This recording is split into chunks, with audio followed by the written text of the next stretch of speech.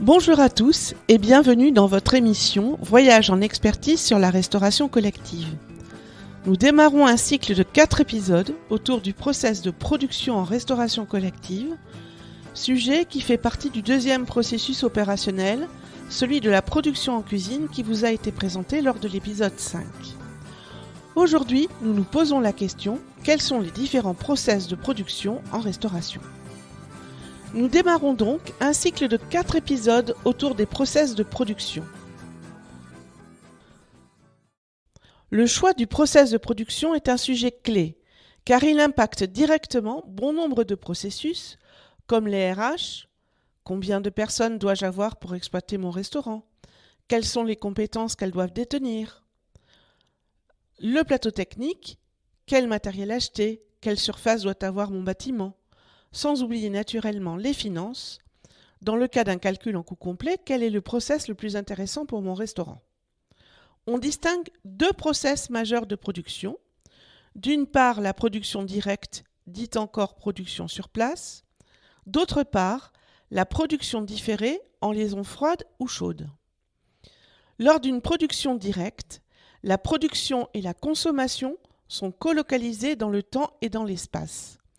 C'est le cas la plupart du temps lorsque le restaurant abrite dans un même bâtiment la cuisine de production et la salle de consommation. Lors d'une production différée, il y a rupture dans le temps et ou dans l'espace entre la production et la consommation. Dans ce cas, une cuisine centrale existe à laquelle des restaurants satellites sont abonnés. La production directe n'entraîne pas de contraintes particulières.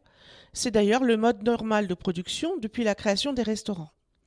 La liaison différée, elle, est apparue au milieu du XXe siècle grâce au progrès de la technologie qui permet de maintenir au chaud et de refroidir les aliments.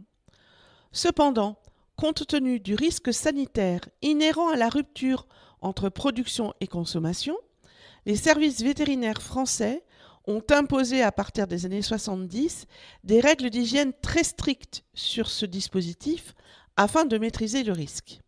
Nous reviendrons en détail sur ces règles lors des prochains épisodes. Attardons-nous à présent sur la différence entre liaison chaude et liaison froide. Une liaison chaude est une liaison différée dans laquelle les préparations chaudes sont conservées et transportées à une température minimale de 63 degrés. Le service des plats chauds ne nécessite pas un nouveau traitement particulier. Une liaison froide est une liaison différée pour laquelle les préparations chaudes et froides subissent un refroidissement rapide après leur préparation. On va descendre en température à moins de 10 degrés à cœur en moins de 2 heures. Elles sont ensuite maintenues au froid entre 0 et 3 degrés et livrées dans les mêmes conditions de température. Le service des plats chauds nécessite une remise en température par des moyens adaptés.